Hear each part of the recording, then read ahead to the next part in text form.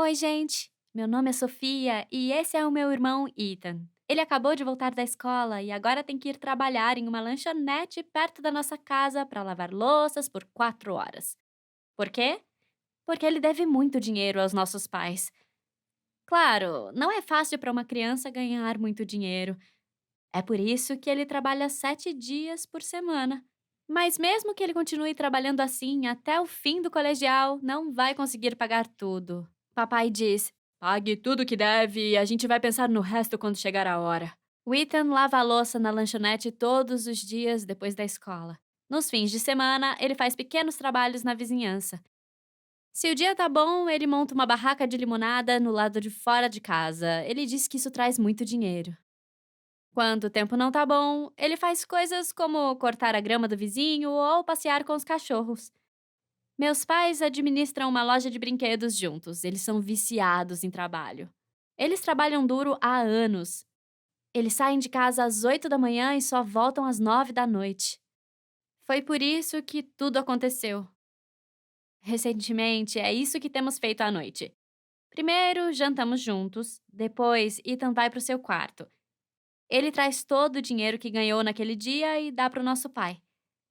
O papai conta o dinheiro e anota o valor no bloco de notas. Depois, ele diz a Ethan quanto ele ainda deve. Então, por que o Ethan deve tanto dinheiro aos nossos pais? E por que ele trabalha tanto e dá a eles todo o dinheiro que ganha sem reclamar?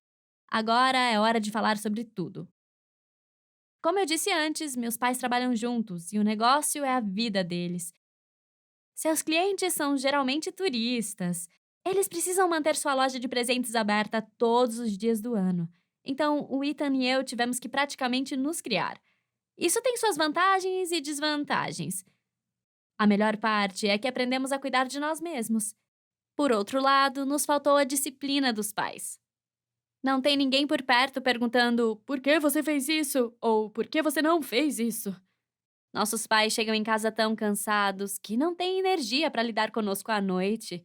Eu sempre pensei que isso era uma bênção. Eu acho maravilhoso crescer sem nenhuma pressão da família. Mas, infelizmente, esse não foi o caso do meu irmão. Ele aproveitou a ausência dos nossos pais e gastou muito dinheiro em videogames. Ele fez isso por meses. Foi assim que descobrimos que ele realmente não tinha disciplina dos pais. Mas é claro, já era tarde. Quando percebemos, Ethan quase levou a família à falência. Depois da escola, Ethan e eu íamos para os nossos quartos e geralmente não saíamos até que os nossos pais voltassem do trabalho. Eu sempre fazia minha lição de casa primeiro. Depois eu conversava com meus amigos, assistia TV ou passava o tempo no TikTok ou no YouTube. Sempre que eu entrava no quarto do Ethan, ele estava jogando videogame. Então eu sabia que ele passava a maior parte do tempo jogando. Mas eu não sabia que muitos garotos da idade dele estavam fazendo o mesmo, então não me preocupei. Mas acontece que ele estava gastando muito do dinheiro dos nossos pais nesses jogos. Um dia, voltamos da escola como de costume, nós comemos na cozinha e fomos para os nossos quartos. Mais ou menos meia hora depois, foi quando eu ouvi a porta de Ethan se abrir de repente e meu pai começou a gritar com ele. Papai nunca vem para casa à tarde. Aí eu entrei em pânico e fui ver o que estava acontecendo. O papai segurava um cartão de crédito. Ele o apontou para o Ethan, gritando: O que foi que você comprou que estourou o cartão? E este é o cartão da empresa! Como você conseguiu o número desse cartão? E assim eu descobri que o Ethan gastava muito dinheiro em videogames usando o cartão de crédito dos nossos pais. Meus pais usavam esse cartão para comprar mercadorias para a loja. Como eles compram de muitos fornecedores diferentes, eles não perceberam que o Ethan o estava usando. Quando minha mãe quis comprar alguma coisa e descobriu que o cartão estava estourado, ela contou para o papai. Porque o cartão tinha um limite de crédito muito alto.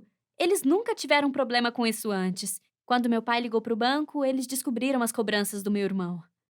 Ele ficou furioso e correu para casa para confrontar o meu irmão.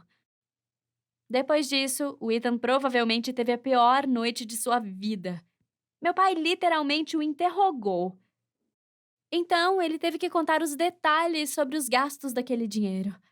Eu não manjo nada de videogames. Eu joguei Candy Crush algumas vezes quando um dos meus amigos estava muito estressado, mas é isso. Então eu não entendi a maior parte do que o Ethan disse. Pelo que eu me lembro, ele comprou um chapéu super caro de um jogo chamado Roblox, por exemplo. Sim, eu disse chapéu, mas nem era um chapéu de verdade. É pro personagem usar durante o jogo. Eu não acreditava que o Ethan pudesse ser tão ingênuo. O papai disse que leva 4 dias trabalhando na loja para ganhar esse dinheiro.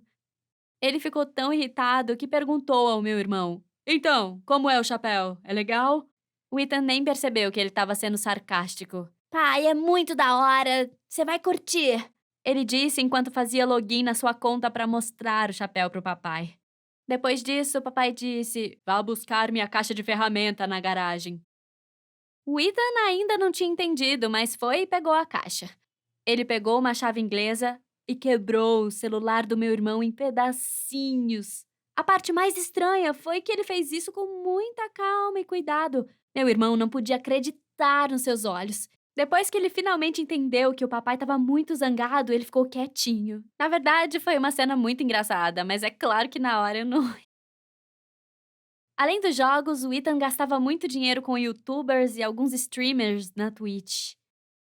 Ele até se tornou o maior doador de uma garota na Twitch e ela o convidou para uma live para agradecê-lo. Quando as coisas se acalmaram, eu achei o vídeo no canal dela e assisti. Quando meu irmão fez a doação, ela não acreditou nos seus olhos. Então ela levantou para dançar de alegria por vários minutos. É inacreditável que o Ethan tenha desperdiçado o dinheiro da nossa família assim. Eu perguntei como pôde fazer isso. E ele respondeu: Não sabia que era dinheiro de verdade. Eu gastei como se fosse dinheiro do jogo. Eu me arrependo, ainda mais agora que eu sei como é difícil ganhar dinheiro de verdade, mas não tem nada que eu possa fazer. Então, como Ethan conseguiu o número do cartão de crédito do papai? O papai perguntou a ele, já que ele estava curioso. O rosto do Ethan ficou vermelho, mas não havia para onde correr. Ele olhou para baixo e disse: Eu roubei. Agora foi meu pai que ficou vermelho de raiva. Quando foi isso? Ele gritou, e o Ethan quase chorando. No seu aniversário, ele disse com a voz trêmula. Minha mãe comprou uma massagem para o meu pai como presente de aniversário. Todos nós fomos ao spa com ele porque íamos jantar juntos depois. Enquanto o papai fazia a massagem, nós esperamos na cafeteria.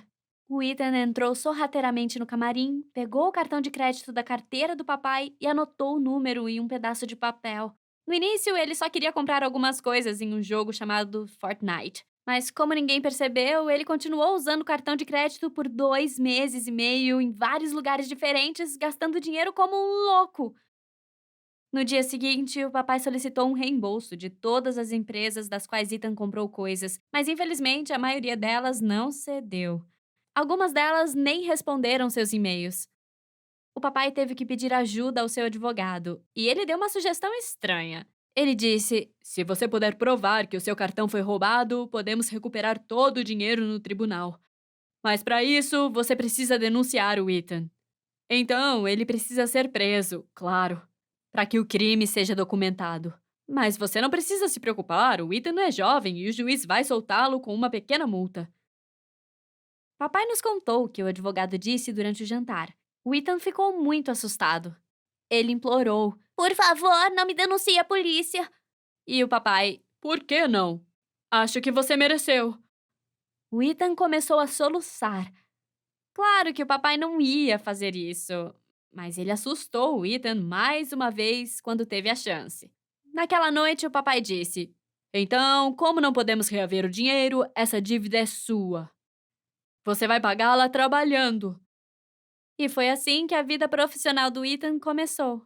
Uma amiga da mamãe conseguiu um trabalho para ele na lanchonete e eu dei a ideia de fazer trabalhos na vizinhança. Ele sabe muito bem que é culpado. Oi, galera! Sou Ricardo, tenho 17 anos. Eu fiquei em coma por 5 meses e 12 dias. Foi uma experiência estranha. Transitei entre sonho e realidade. E depois de algum tempo, pude ouvir o que as pessoas falavam, mas não podia reagir. Algo surreal aconteceu quando eu estava em coma. Deixa eu começar pelo início. Em grego antigo, a palavra coma significa sono profundo, mas o que os pacientes experimentam é bem diferente de sono. O corpo desliga a consciência para se curar, minimizando a atividade cerebral. É como apertar reiniciar em um computador. Você é alimentado por tubos. Alguns pacientes são conectados a uma máquina para respirar melhor. Essa máquina manda o oxigênio que seu corpo precisa para os pulmões. E, como eu entrei em coma, eu lembro de uma sensação de queda, depois o som de bater em algo antes de perder a consciência. Então, fui sugado por um redemoinho, girando enquanto caía. As vozes ficaram distantes. A pior parte, ficava mais escuro quanto mais o redemoinho me levava. De repente, parei de girar lentamente. Eu lembro de pensar, é assim que a morte é? Por fim, um silêncio total e escuridão absoluta. Sei que aquele foi o momento em que entrei em coma, que apesar de parecer longo, levou apenas 15 ou 20 segundos. Não me lembro de nada dos primeiros meses. Não sei como, mas um dia comecei a ouvir vozes. Eram abafadas no começo. Depois ficaram normais.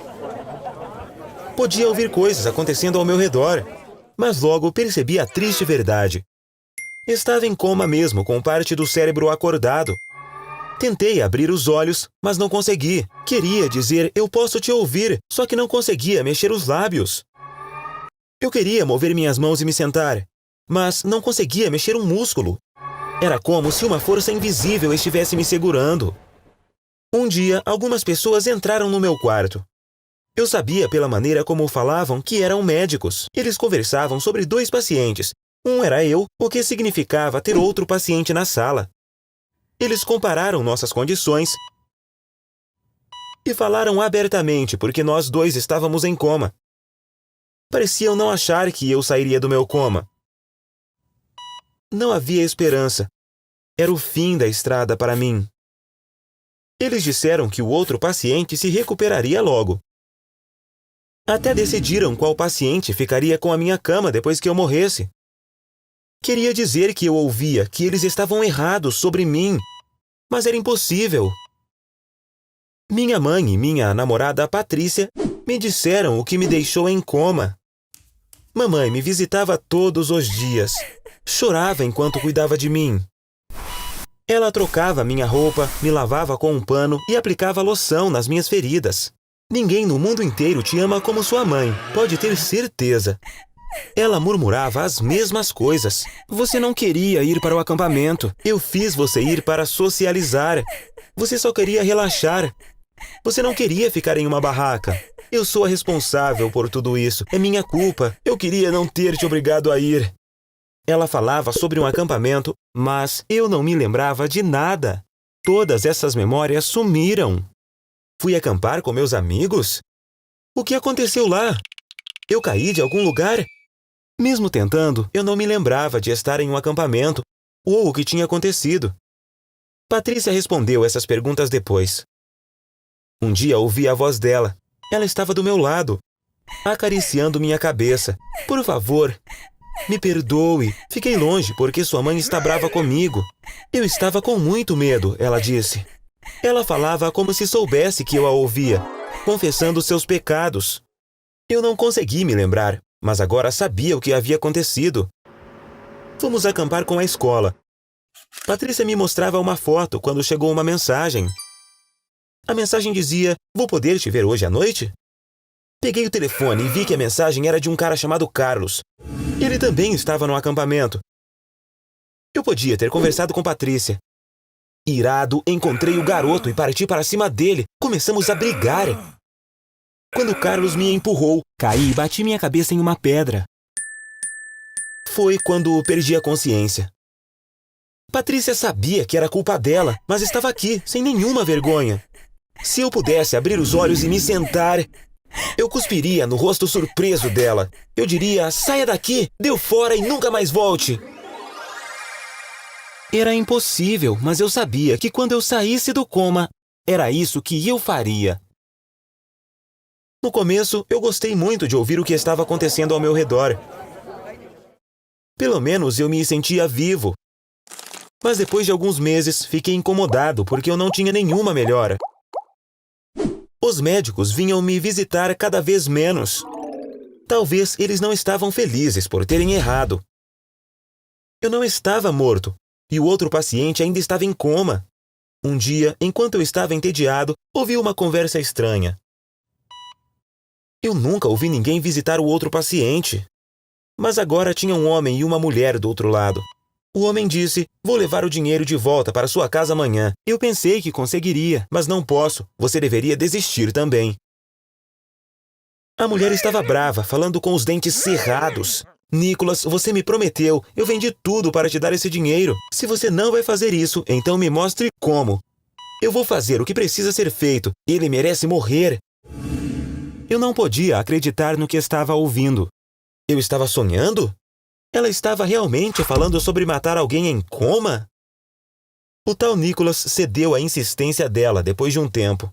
Em voz baixa, ele disse: "Este botão controla o oxigênio.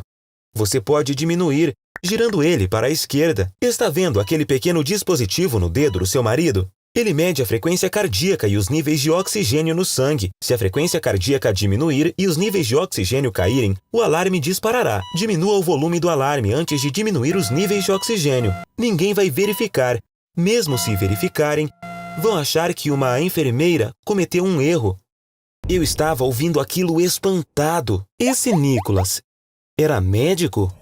Ele falava do paciente como seu marido. Essa mulher era a esposa do paciente, então? Por que ela queria matar o marido? E o mais importante, ela realmente faria isso? Minha vida ficou emocionante. Eu os ouvia ansiosamente. Durante esse tempo, minha consciência estava indo e vindo. Às vezes eu passava dias sem ouvir nada. Era como entrar e sair de um sono profundo. Talvez eu estivesse no fim da estrada, como os médicos achavam. Eu estava assustado, mas não podia fazer nada. Então eu caí no redemoinho mais uma vez. Os sons ficaram abafados novamente. Girei infinitamente no redemoinho e perdi completamente a consciência. Me lembro do momento em que acordei. Meus olhos se abriram. Como não via a luz há meses, fechei os olhos imediatamente. Ouvi minha mãe gritar de alegria. Ela viu meus olhos se abrirem. Ela fechou as cortinas. Abri os meus olhos de novo e sorri para ela. Ela disse: "Bem-vindo, querido", e chorou. A sala se encheu de médicos em 10 minutos. Eu não tinha certeza se conseguia falar ainda. Eu senti que minha voz não sairia. Apenas continuei sorrindo. Alguns dias depois, lembrei de um sonho do meu coma. Essa experiência foi estranha. No sonho, a esposa de outro paciente queria matá-lo. Um médico chamado Nicholas estava ajudando ela. Ao lado havia um paciente um pouco mais velho que eu, que não tinha idade para ter uma esposa. Agora eu já estava falando confortavelmente. Contei o sonho para minha mãe, rindo. Ela congelou quando eu parei de falar. O homem na cama ao lado havia morrido há um mês. O novo paciente chegou há 1 ou 2 semanas. A esposa do paciente falecido o visitava às vezes. Ela sentava e o encarava silenciosamente. E o Nicholas? Minha mãe disse que nenhum médico se chamava Nicholas. Mas havia um cuidador com esse nome. Minha mãe não conseguiu se conter e contou à diretoria do hospital sobre isso. Isso não era bom para o hospital, é claro. Eles disseram que iriam investigar, mas não fizeram nada. Eles nem sequer vieram falar comigo. Mas minha mãe não desistiu. Quando a polícia foi envolvida, a verdade veio à tona. O paciente que estava no meu quarto traía a esposa. Uma noite, ele e a amante bateram o carro. A namorada morreu. Mas ele entrou em coma. A esposa queria vingança e planejou o assassinato dele. Ela fez um acordo com Nicholas, o cuidador. Nicholas desistiu, decidiu que não conseguiria matar alguém em coma. Quando ela disse que faria sozinha, ele lhe disse o que precisaria ser feito.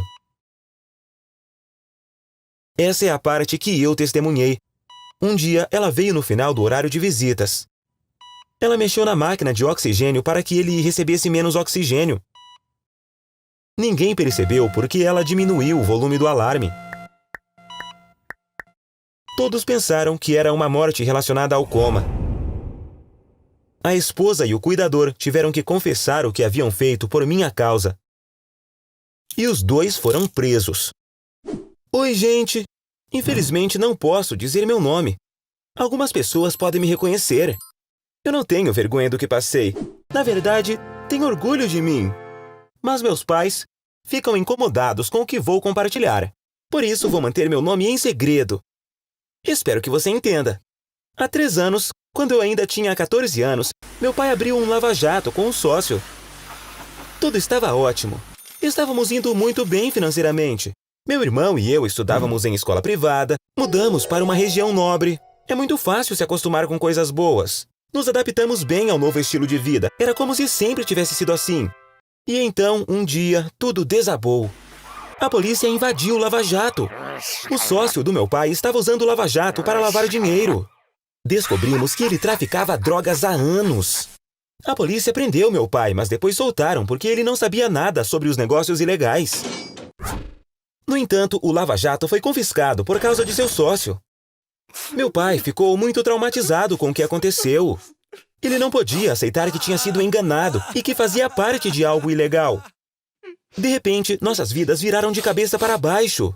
Ele melhorou depois de alguns meses e abriu um novo lava-jato em outra parte da cidade. Mas as coisas não foram como esperamos. E ele teve que fechar depois de um tempo. Para abrir um novo negócio, ele tinha feito um empréstimo. Quando ele não pôde pagar, ele foi à falência. Perdemos tudo o que a gente tinha. Foi uma fase muito difícil para nossa família. Eu queria ajudar em casa, então comecei a trabalhar no restaurante do pai de um amigo. Eu trabalhava depois da escola, lavando pratos pela primeira vez na vida. Não era o melhor emprego, mas fiquei feliz em conseguir algum dinheiro. Eu trabalhava até o restaurante fechar à noite e acordava para ir à escola no dia seguinte, mesmo cansado. Eu trabalhava 6 dias por semana e folgava 1. Antigamente, eu passava o tempo livre jogando no computador, mas agora usava para estudar. Certo dia, um amigo me disse que tinha uma fase nova em um jogo que eu adorava. Eu só queria dar uma olhada. Quando meu pai entrou no quarto, me viu jogando. Ele ficou bravo. Sua mãe e eu ficamos acordados à noite tentando pensar no que fazer. Mal dormimos. E você jogando como se nada estivesse errado, ele disse. E me acusou de ser egoísta, ficando cada vez mais bravo. Então disse, quando você comprar seu próprio computador, vai poder jogar o quanto quiser.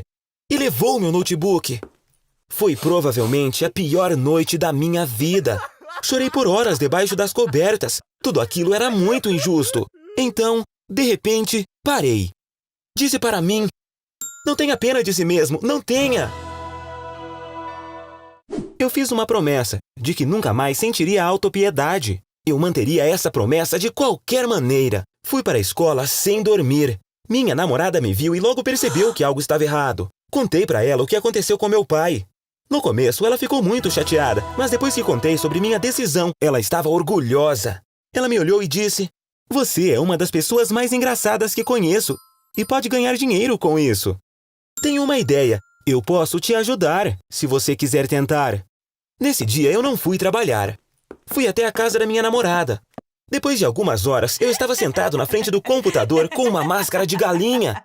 Fiz uma conta no Twitch e transmiti ao vivo. Eu estava jogando igual a todos os outros, mas tinha algo diferente em mim. Eu estava cacarejando e usando uma máscara. Foi ideia dela criar um personagem meio humano e meio frango. A máscara era do irmão dela. Eu estava cacarejando e fazendo piadas como uma galinha. Minha namorada morria de rir. O sorriso dela foi muito encorajador e por isso consegui me sair muito melhor do que eu imaginava. Aquele era meu show. 2 horas depois, eu tinha 500 espectadores. Nem eu acreditei nos barulhos que fiz quando recebi a primeira doação. Foi uma noite perfeita. Me enchi de esperança. Eu ia poder sair do emprego no restaurante graças à minha namorada. Sem menosprezar o trabalho no restaurante. Mas eu poderia ganhar muito mais dinheiro pelo Twitch. E muito mais rápido. Os dias seguintes foram ainda melhores. Meu público cresceu muito. Mas ninguém sabia quem eu era, porque meu apelido era Big Bird e usava uma máscara o tempo todo. Para eles, eu era um enorme pássaro engraçado. Só que tinha também a garota bonita que a câmera nunca mostrava, mas suas risadas eles podiam ouvir. Não contei para minha família que estava no Twitch. Queria contar para minha mãe e meu irmão, mas eu estava com medo de meu pai descobrir, então eu não disse nada. Eles pensavam que eu ainda trabalhava no restaurante. O que aconteceria se eu tivesse dito ao meu pai que dava para ganhar dinheiro com jogos? Ele ficaria contente? Acho que não. Os pais não gostam muito que os filhos joguem videogame. Sempre que podem, tentam impedir. Tenho certeza disso e entendo o motivo. Mas meu pai estava obcecado com essa ideia de videogame. Ele colocou seu ódio nos jogos naquele dia, usando os problemas familiares de desculpa. Uma noite, algo interessante aconteceu. Eu estava transmitindo ao vivo com minha máscara e em algum momento olhei para a janela de bate-papo na tela. Big Bird, você quer receber a maior doação da sua vida para tirar a máscara? Era o Ringo Starr, um dos meus maiores fãs. Ele fazia uma doação todos os dias. Eu cacarejei. Maior doação da minha vida? Acabei de sair do ovo não faz muito tempo. A única coisa que você pode me dar é a maior doação da minha vida até o momento, eu disse. Você está certo. Ok, vamos fazer assim. Tenho certeza de que não sou só eu, mas todos os que assistem querem ver seu rosto. Você tira a máscara se todos fizerem a maior doação possível? Ele respondeu. Parei por um tempo. Olhei para minha namorada. Ela balançou a cabeça para eu não fazer. Eu sabia que não teria volta se eu dissesse que sim. Nós estamos ao vivo. Poderia parar de transmitir logo após tirar a máscara. Queria esconder minha identidade apenas do meu pai, não dos outros. Meu pai é a pessoa menos tecnológica do mundo. Twitch era como outro planeta para ele.